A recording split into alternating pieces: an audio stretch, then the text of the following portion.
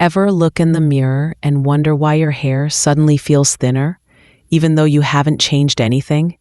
Here's something no one talks about. 90% of women over 60 are unknowingly damaging their hair every single day. I know, that sounds dramatic, but I was one of them. I tried the fancy anti-aging shampoos, the rich conditioners, the salon sprays promising shine and youth, and still, my hair kept getting thinner, drier, and more brittle. Today, I want to show you 5 products, very likely sitting in your bathroom right now, that may be the real reason your hair looks and feels older than it should. Over the past few years, I've spent a lot of time unlearning everything I thought I knew about good hair care and learning what truly works for women like us. Not from trends or ads, but from real trial and error. Countless hours of research and conversations with other women who've been through it too. And in just a second, we'll talk about why most of what you've been told about mature hair is quietly wrong.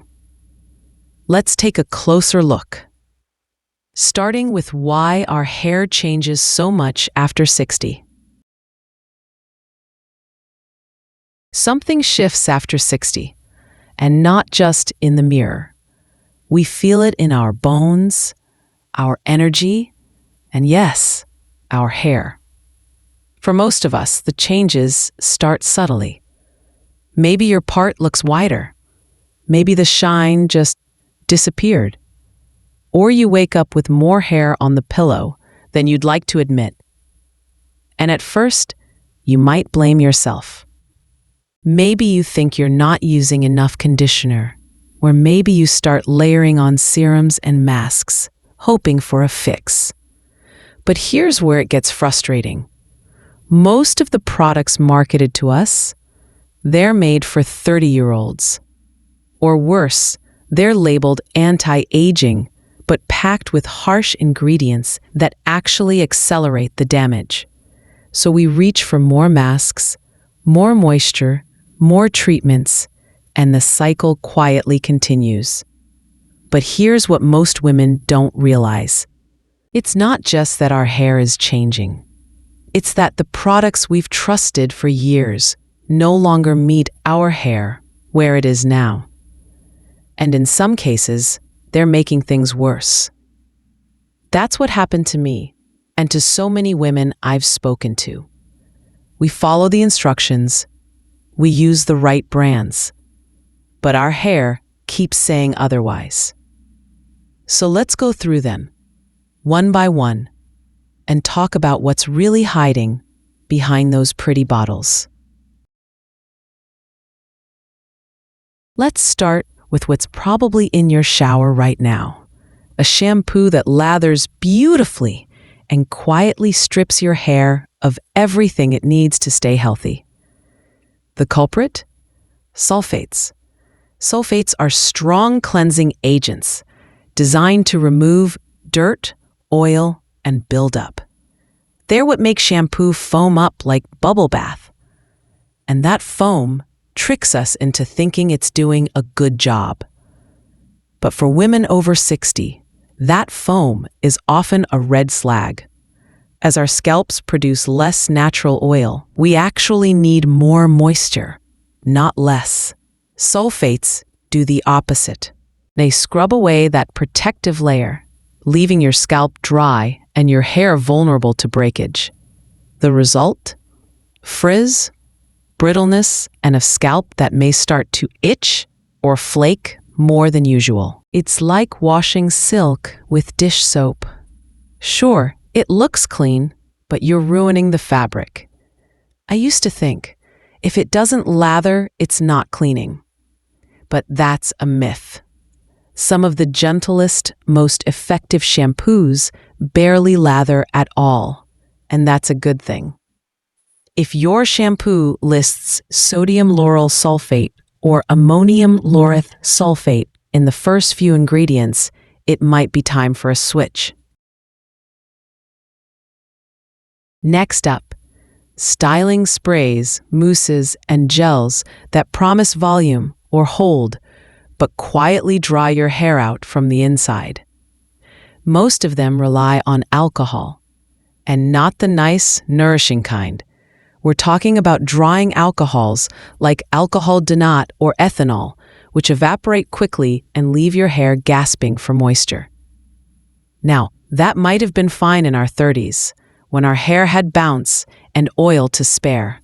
But at 60, it's a recipe for dullness, split ends, and that brittle, straw-like texture that's so hard to reverse. And here's the part that really got me. Even the products, labeled moisturizing or for dry hair, can sneak in those drying alcohols right on the label. So flip the bottle and look closely. When I stopped using high alcohol stylers, I didn't just notice better texture. My hair actually held style longer because it wasn't over-dried and desperate for rescue. I know, it sounds backward, but sometimes the less product you use, the more your hair cooperates.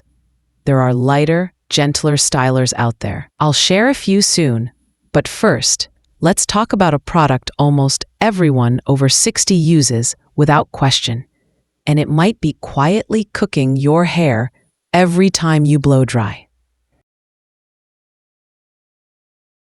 Heat protectants sound like a must, right? Especially if you blow dry or use curling irons. But for mature hair, not all protectants are created equal, and many are doing more harm than good. The problem? Silicones. Silicones are those slippery ingredients that make hair feel instantly soft and smooth. But they don't evaporate. They stay, layer after layer, especially if you use heat tools regularly. They build up. Here's the danger. When heat meets silicone residue, it doesn't protect. It cooks. You might see more breakage at the ends or feel like your hair just won't bounce the way it used to. It's like wrapping your hair in plastic wrap, then blasting it with heat. Look for ingredients ending in cone, like dimethicone or cyclomethicone. And if you see several of them high on the list, that protectant might be doing the opposite of protecting. But if you think this one's bad, the next product fooled me for years. It was expensive. It smelled amazing. It had the word anti-aging on the label, and it absolutely wrecked my hair. This one really surprised me because I used to swear by them. You see the words anti-aging on a hair mask, and it feels like a safe bet. Rich, creamy, luxurious. Maybe even a little expensive. You imagine it'll rescue your hair, give it a second life. But here's what I learned the hard way. Many of these masks are simply too intense, too rich, too over-engineered for hair that's become lighter, drier, and more fragile with age. They're loaded with heavy proteins, overpowering fragrances and chemical actives that may smooth the surface, but stress the strand beneath. At first, I thought I was doing something wrong. I kept using it, thinking maybe I wasn't applying it right, or not rinsing well enough. I used one of these masks religiously, thinking it was helping, but my hair started feeling coated, limp, and strangely dry at the same time. It wasn't nourishing, it was suffocating. And I realized it wasn't me, it was the product. If your hair feels worse after a treatment, that's your clue. A good mask should rinse clean, feel light, and restore softness, not fake it with perfume or polish. Last on our list, and it's a sneaky one, is the clean girl trap, using a clarifying shampoo every single day. Now, clarifying shampoos do have a place. They're great for removing product buildup, minerals, or the occasional reset. But daily use, especially after 60, that's like using dish soap on silk. Clarifying formulas are typically high in detergents, sometimes stronger than even sulfate shampoos. And if you're using them every day, you may be stripping away the few natural oils your scalp still produces, oils your aging hair desperately needs. I fell into this habit during a summer trip. My hair felt so light and clean, until it didn't. Within weeks, it was flat, frizzy, and snapping at the ends. I realized I was cleaning away the very thing my hair needed to stay strong. And here's the twist that really made me rethink everything. The cleaner my hair felt, the more damaged it actually was. So unless you're using heavy styling products every day, clarifying once a week or even less is more than enough. So now that we know what to avoid, let's finally talk about what actually works. At this point, you might be wondering, why did these products suddenly stop working? I used to love my shampoo, my mousse, my favorite mask. What changed? The answer is not just the products, you changed. And that's not a bad thing, it's just biology. After 60, estrogen levels drop. That affects everything from skin elasticity to joint flexibility. And yes, the health of your hair follicles.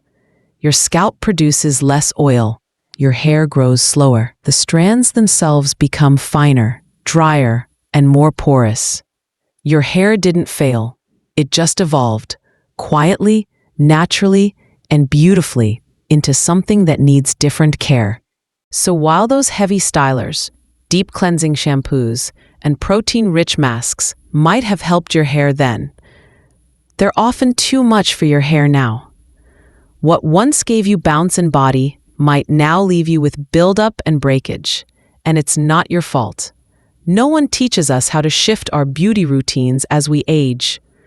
Most of the ads still feature women in their 30s with filters and extensions, not women with real evolving hair. But aging doesn't mean giving up on your hair. It just means learning a new kind of care with softness and respect. But the good news? When you do switch to products that work with your hair instead of against it, the difference is real and fast. So let's move forward, starting with the first step to a better hair routine after 60.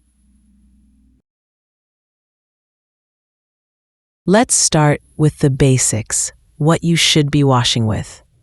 For mature hair, your shampoo needs to do two things: clean gently and protect moisture.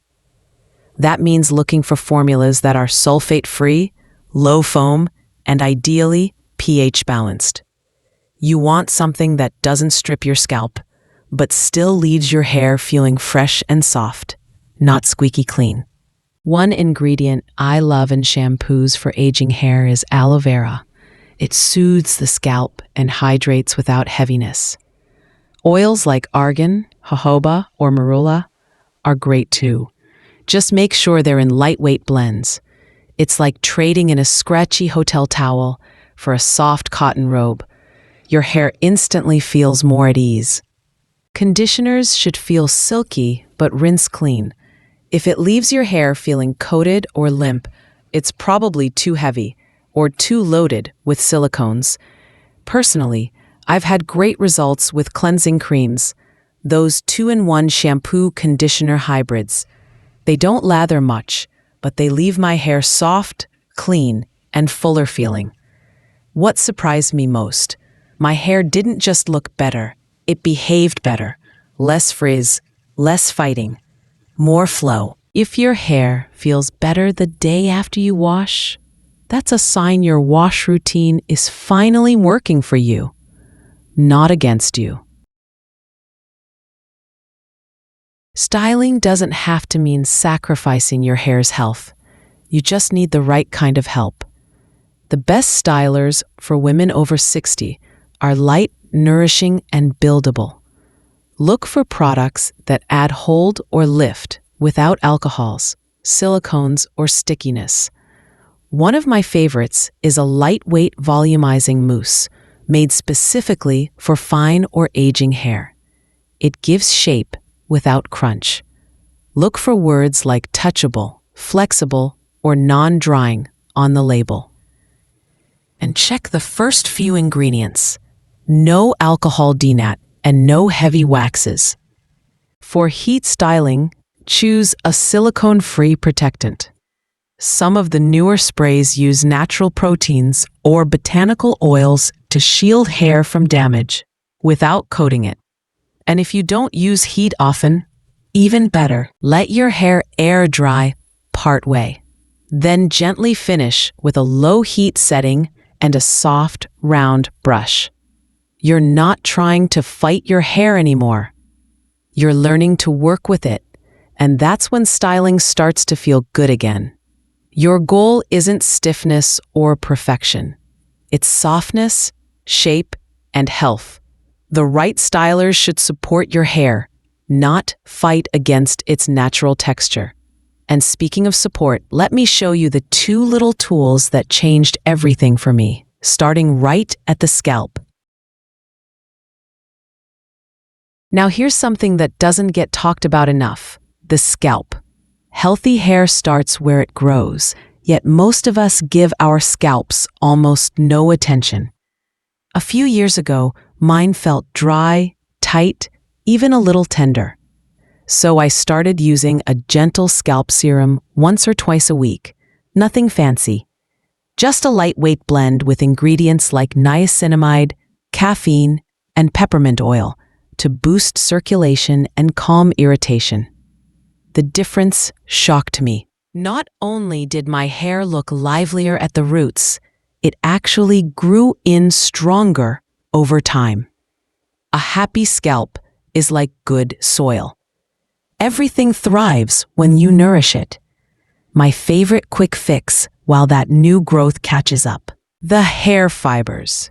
Think of them as brow powder for your part line. Tiny, clingy fibers that create the look of fuller roots in seconds. I tap a little along my part before filming or going out, pat it in with my fingertips, and poof! Thicker looking hair, zero fuss. They don't flake, don't rub off, and wash out with your next gentle shampoo. No one ever guesses, they just ask if I've changed my cut. Little tools, big confidence. And speaking of confidence boosters, our final wrap-up pulls all these steps together and shows you exactly how to keep the momentum going. Plus, a sneak peek at what's coming next. Ready? Let's bring it home. So let's recap. It's not your age, it's not bad luck, and it's definitely not just what happens after 60. If your hair has started to thin, break, or lose its shine, the real culprit might be the products you've trusted for years. Sulfates, alcohols, silicones, they're not built for mature hair.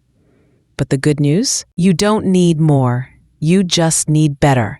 Gentle cleansers, nourishing light stylers, a little scalp love, and a few clever tricks to bring back fullness and shine without weighing you down. Your hair can still surprise you, not by going back to what it was, but by becoming softer, stronger, and more authentically you. You deserve hair that reflects the woman you are now, strong, soft, wise, and still beautifully evolving. If you found this helpful, I'd love for you to subscribe. I share tips like these every week, not just for hair, but for confidence, style, and life after 60. And tell me in the comments, what products are you using right now? If you share your routine, I'd be happy to suggest a few upgrades. Or better yet, send this to a friend who's struggling with the same things. We're all figuring this out together.